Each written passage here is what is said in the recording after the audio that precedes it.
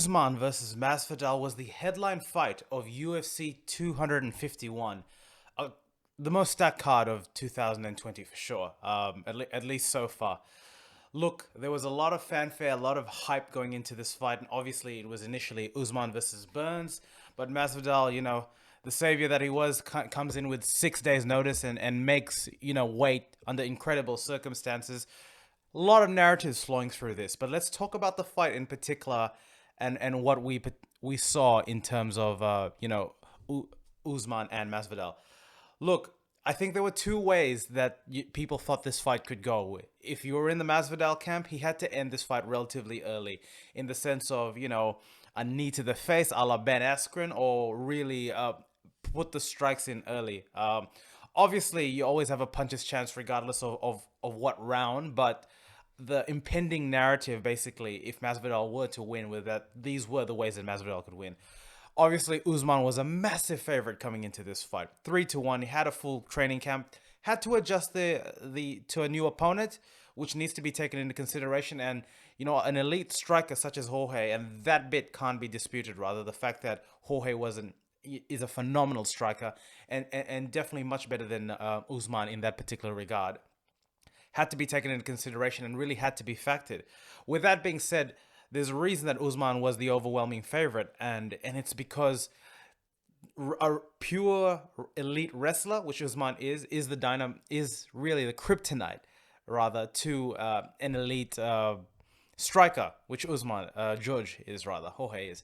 So really, look, those were the impending narratives, and we saw the second of the two kind of fall through. Look, in the beginning of the fight, they engage in the octagon, and what was interesting to see is Jorge was loose, really loose, very relaxed, especially for a fighter with the amount of ramifications going through this particular fight. But probably the right way to fight, if you were Jorge, imagining the pressure and the nerves that he was particularly under. He came and it starts ripping with these leg kicks. And here's the thing: I think the most Jorge versus Nate Diaz, if you haven't seen that fight, check that out. When he was ripping to the body those leg kicks, like pow, pow, pow, man, that was intense. That was insane. And he really came at it with Usman. I think really early on, Usman found out, especially in that first round, that he didn't necessarily want to stand and trade with Jorge. And within 30 seconds in, with one of the kicks, Usman was able to take Jorge down. And really, that was kind of like the beginning of where we were at. I think where we're at in terms of the impending narrative of how this fight was fought, which was to say that Usman was not going to lose his belt, and he did not want to take any unnecessary risks. And he really engaged in the strengths that he had, a la he's wrestling, he's ground and pound, which maybe wasn't really advertised there, or as well as executed as he probably would have liked, and dirty boxing and clinching, against a sort of cage. And he really kept Jorge down there for the majority of the first round. And if I'm gonna play this narrative without, if you haven't watched the fight, definitely watch the fight. But it was more of the same in rounds 2, 3, 4, 5. Essentially, what we saw was Usman imposing his will as the stronger fighter, the more prepared fighter, the fighter with a better gas tank. All the superlatives that we laid with Usman earlier really came to fruition. And here's the interesting thing: I think the betting line had Usman closer to a 3-1 sort of favorite. You had a lot of people choosing the underdog from a betting perspective. And why do I say this? There's a lot of love for Jorge out there. He is the it thing. Him and Conor McGregor are the biggest stars in the UFC. And he's a Latino Conor McGregor. He's very similar in terms of his fight style. Is very effective. His articulation is, second to none. People like it. It's a big draw, and I heard that the numbers that they did for UFC 251 were very similar to McGregor versus Diaz. So he's, simply adding him to this card really vaulted, the legitimacy and definitely the entertainment value. But there are a lot of interesting things to take out of this particular fight. And again, talking to the specific fight, I think a couple of things is that Usman, when he's on his game, I mean, there's a reason he's undefeated in the UFC. I think he's got a 12 fight winning streak in the UFC. Correct me if I'm wrong. He's tied for George St. Pierre. GSP. Yeah, in case you didn't already know. So that's the sort of breadth of caliber that Usman is putting out there in terms of the records, right? So in this particular fight, however, he didn't want to take any risks, and why would he? I think the thing is, in the Colby fight, he was willing to strike with Colby, and he kind of got outstruck, at least in the first round. In this particular fight, there was no doubt that the heat coming off from Jorge was much more than Colby. I mean, you can just see it, you can hear it. The kicks and even in the the boxing sort of exchanges early on in the first round, second round, whenever there were exchanges there, Usman was getting touched, and there was no doubt that the heat that he was receiving, he didn't want anything to do with it, and that's fine. Understand this, that he was training for Gilbert Burns. Not that Gilbert Burns doesn't have heat coming out of his hands, but potentially not to the degree of precision that Jorge is. Jorge is known for his striking, right? Jorge was pulling a lot of techniques and rips and a couple of those level change punches that he knocked out Darren Till with, for example. I think he tried it 2 or 3 times throughout the fight. And here's the thing about Usman. He can take it. He can take a couple of punches, but he did not necessarily want to stay in the pocket and engage them. That's a very smart thing. Did it make for the most entertaining a fight? No, it didn't. And that's coming from a person that loves and appreciates the totality of mixed martial arts, because there are levels to this particular game. And I think I want to talk about that point specifically a little bit later on. But, drawing it back to the fight, for the majority of it was contested on the against the cage. Usman really imposing his will, doing those foot stomps, punches to the body of Jorge, and really just, if you think about it as a video game, he was depressing. He was lowering Jorge's health bar down and slowly. And look, it was an effective game plan. It really was. You heard Bisping say, look, is this the most entertaining fight? Absolutely not. But can we appreciate the ability for an individual to come in and formulate a game plan and stick to it? Yes, there's got to be a level of appreciation for that, right? And the fact of the matter is, this can't be done without like a really, explosive individual administering that, to which Kamaru Usman was, and he's a bloody Adonis. He's going to be really difficult to stop moving forward there.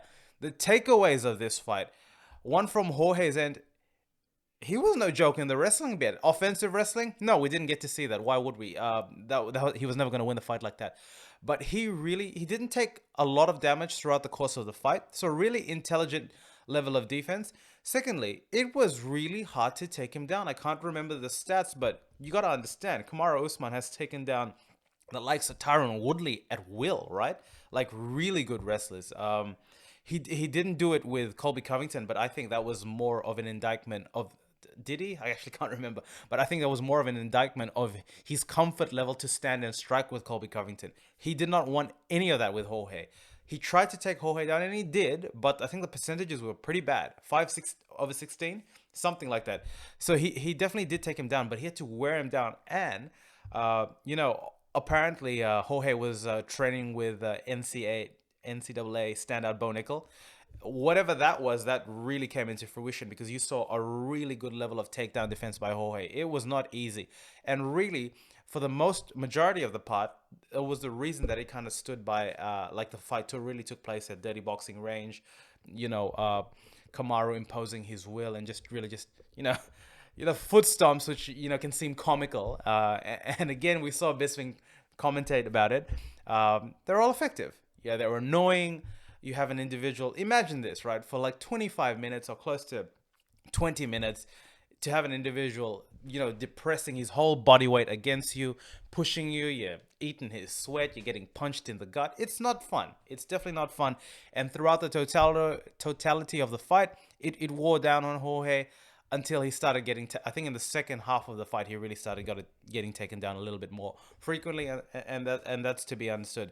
The thing is, when there were breaks, however, Jorge, I think, was really intelligently using his gas tank, and he admitted after the in the press conference that his cardio probably wasn't the best, and again, 6 days notice, so I don't dispute that could have been a factor in a consideration.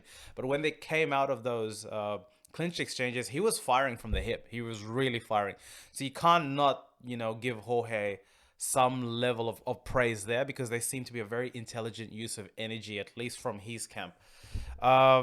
Look, that was the fight. In encapsulation. Obviously, there were things that happened in between that, But really, if you really want to understand the fight, go and look at it. But for the totality, that was the fight. I think interesting things that I've seen around the MMA community, and I think I definitely want to talk to this a little bit later. But a lot of people have been leaving comments about how boring and a bit of a snore fest this fight was. Look, there's no doubt that the way it was promoted, and Jorge comes with this hype reel and this fanfare, that people wanted to see a more entertaining fight from a striking perspective, whatever sort of perspective. But I think this is my submission, and this may be out there.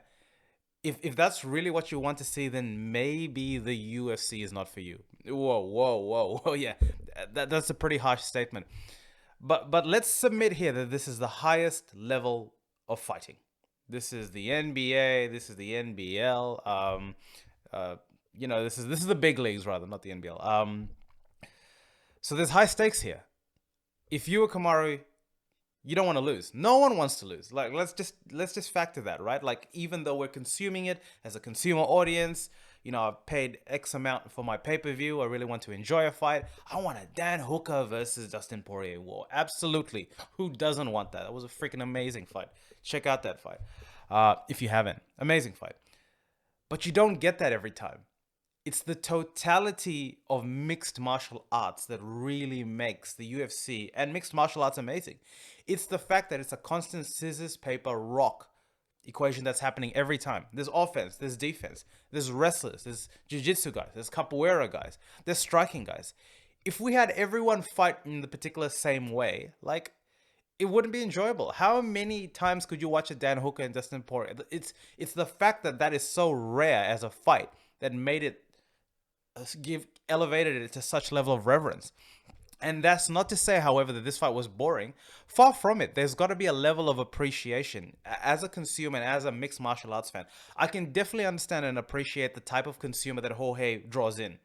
The casuals. And that's fine. There's actually nothing from it. Like, I started off as a casual. I still am a casual. I mean, like, whatever you want to call it. Like, you don't need to get into it any deeper than that. But the fact of the matter is, there is a level of appreciation for an individual that can control you down. There is a level of an appreciation for an elite wrestler that can impose his will on anyone. Anyone. For 12 freaking fights, he's come in here. Kamaru Usman, I'm talking about specifically. And won in the same freaking way. Khabib is the same fighter, by the way. He's just in lightweight. He's the same fighter. Obviously, the techniques of wrestling are a little bit more different, but they fight the same way. So is it actually... like, why doesn't Khabib cop this flag? you know what I mean? Like, it's interesting. I like Kamaru personally. Again, is it the most entertaining aesthetic or style of fight to watch? Maybe not necessarily, but there's a level of appreciation. I can't hate on the guy. Like, he is improving, and if he adds a little bit of fluidity into his striking, watch out, because that's the sort of a guy that he needs to have a really, really off night to lose something. Yeah, again, not the most exciting style of fight, but a real Adonis, like, in terms of, how impressive his accolades are in really what is a very stacked weight division. So where to now for both guys? For Kamaru, well, he's the king. He's Simba. He's sitting there, and it looks like Gilbert Burns may be next. There's Leon Edwards there. There's Colby Covington. That was a good fight too. But here's the thing. I think that was a good fight because of how, how competitive it was from a striking sort of perspective, and how that kind of flowed out. So, but that's definitely worthy to be run back.